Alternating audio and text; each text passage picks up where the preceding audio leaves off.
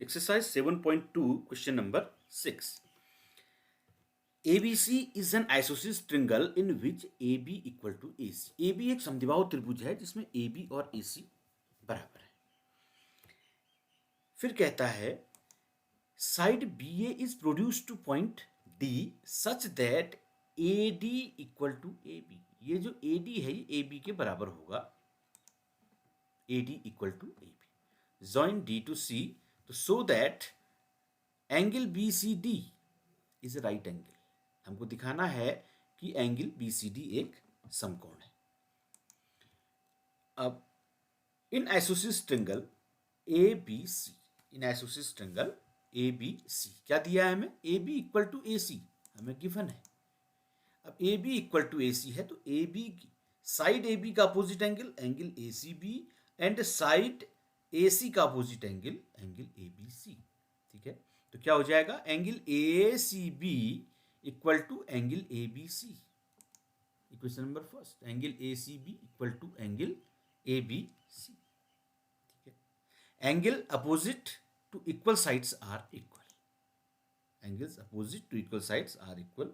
जो बराबर भुजाएं होती हैं उसके जो सम्मुख कोण होते हैं वो आपस में बराबर होते हैं. पहली इक्वेशन हो गई.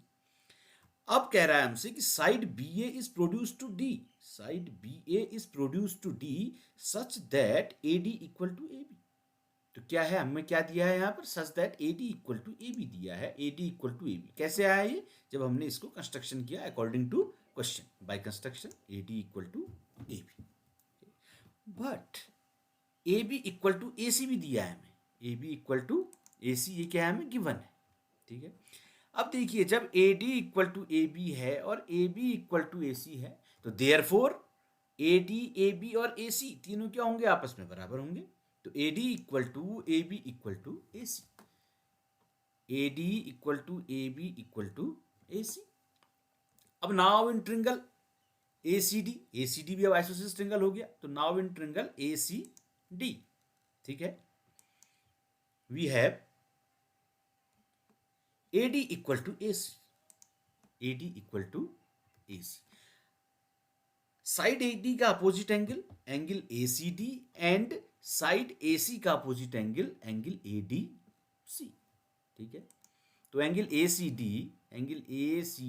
Equal to angle ADC. Question number second. वही angle opposite to equal sides are equal.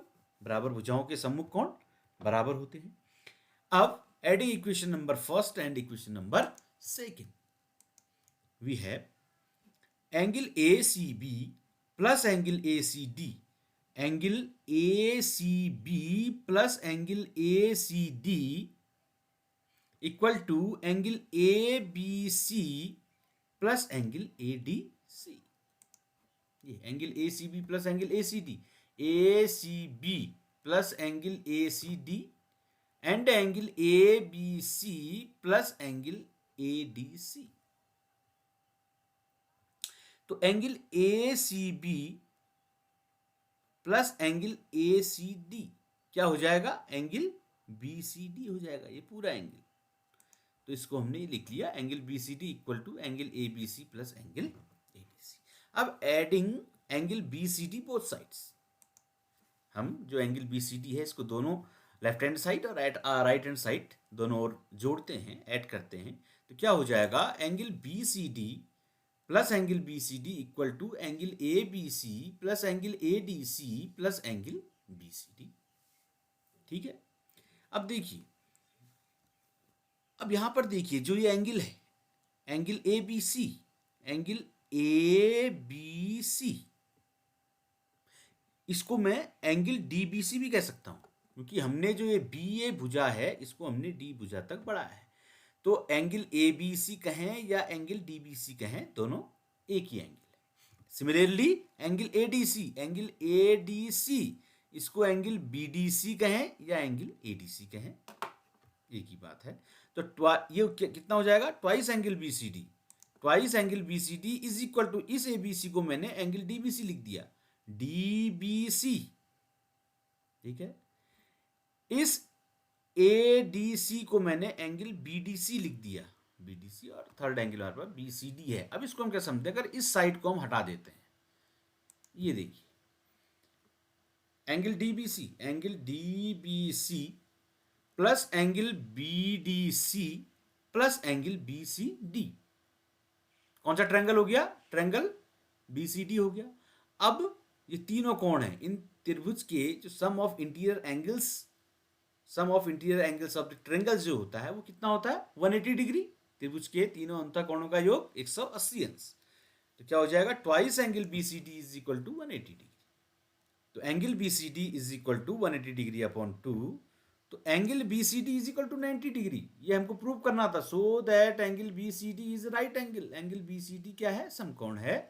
तो एंगल BCD हमने क्या कर दिया? 90 डिग्री, ये प्रूव हो गया। तो hence angle BCD is a right angle. यहाँ पर ये समझने के लिए, क्योंकि हल्का सा फिगर जब कॉम्प्लिकेटेड होता है तो उसको सिंपल में कन्वर्ट करने का मैंने प्रयास किया है, तो जिससे आपकी समझ में यहाँ पर अच्छी तरह से